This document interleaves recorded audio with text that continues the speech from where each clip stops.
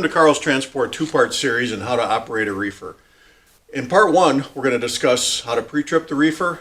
Keep in mind that this is just the refrigerated parts we're going to pre-trip. The rest of the trailer you should already know how to do. In part two, we're going to discuss the general operations, alarm code clearing, temperature setting, proper way to fuel, what to look for, and we're also going to talk about airflow dynamics. So with that being said, let's head to the trailer. Pre-tripping a reefer is fairly simple. There's just a few steps that we want to make sure that we're doing. Keep in mind that the stairs in front of this one are for demonstration purposes. Normally you'd be up on your catwalk on the back of the tractor. Please be careful when you are on the catwalk that you're not tripping over air lines or light cords. So the first thing we're going to do is check all our shrouding, make sure that it's firmly closed and not cracked. If you do find damage, you're going to want to report that to the shop right away. We did find some damage on this one. So we do want to make sure that gets reported to the shop. Before checking behind the main engine compartment, there is a passenger side door on this one. We're going to go ahead and pop this one open. And what that does is it reveals the refrigeration parts of the reefer. And all we're checking here is to make sure that there's no leaks, all the wires are attached firmly, and there's nothing out of the ordinary. Once you confirm that, we're going to give this door a good slam. Make sure that it's firmly closed, which it is, and we're going to work our way to the front of the reefer. Once we get to the front, very simple to open the doors. Let's pull the lever out and then down, pop the doors open, very simple. And we're going to do just a general overview of the engine components. And what we're looking for is leaks, hoses that are chafed or broken, not attached firmly. Want to make sure that we don't have any corrosion on wires, that they're attached firmly and that there's no chafing. And just giving the engine compartment a general overview, making sure there's nothing out of the ordinary. Want to make sure we're checking oils, and we want to make sure we're checking belts for the proper play, make sure that they're not chafed or cracked in any way. Once that's complete, we're going to go ahead and button it up. Actually, there is one more thing we do want to check, and that's our coolant level, and this can be kind of hard at times to check. On this one particular one, there's a lever here. This opens this top compartment. Be careful, if this is spring loaded, you don't want to let it go because you're not going to be able to get it. If we look towards the top, we can see our coolant level's fine. The red's all the way to the top, so we're good there. Make sure our latch is firmly in place, and then we can go ahead and proceed to close the doors. Just a reverse of when we started. Firmly in, up, in.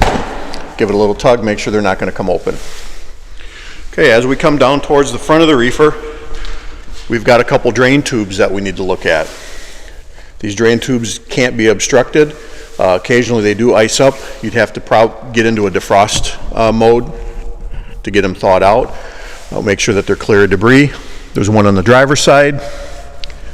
There's also one on the passenger side. Make sure that they're not plugged, full of debris. And there's also a tube underneath we need to look at and make sure that this is clear and not full of debris. That's also a drain tube for inside the reefer. Once we get past the drain tubes, we're going to walk down the side of the trailer to the fuel tank. Once we get down to the fueling area, we want to be sure that we have the adequate amount of fuel. In this case, we're looking at about a half a tank. We want to try to keep them at or around a half a tank. And the other item we want to check is our cap. Make sure our cap is on tight. As we continue down to the back of the trailer, here again, right now we're just checking reefer parts. The rest of this pre-trip you should already know. Make sure you do it properly. What we're checking back here in the trailer is our air chute. The air chute is attached to the front of the reefer unit, and it needs to be attached firmly all the way back to the back of the trailer. There can't be any rips or tears. If there are, they need to be fixed prior to pulling the trailer. There's a lot of shippers that will not accept a trailer that has ripped or torn air chutes. Also towards the front of the trailer, that's the reefer unit itself. That shrouding needs to be free and clear of any debris, particularly the vents at the bottom. Once this airflow comes back to the back doors and bounces off the doors and runs to the floor, that's what brings that air back into the reefer and charges it whether you're heating or cooling it.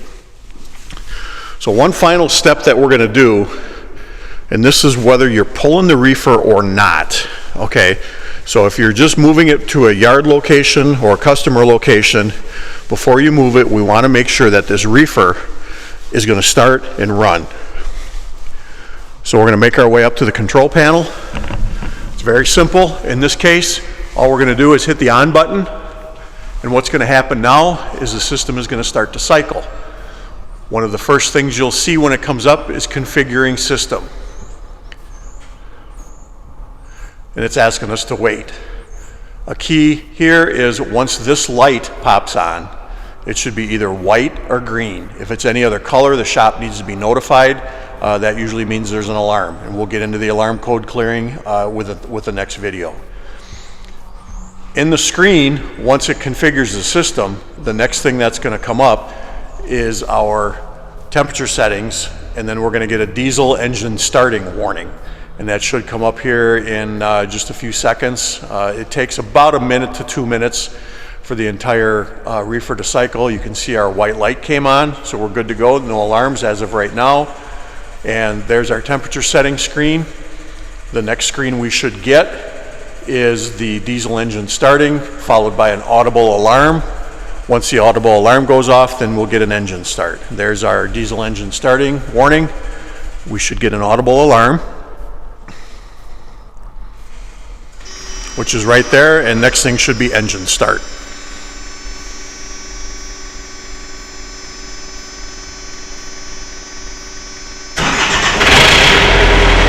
Okay, once the engine is started, we're going to just let it run, make sure it cycles through, and then we're going to go ahead and shut it off simply by hitting the off button, located right below the on button.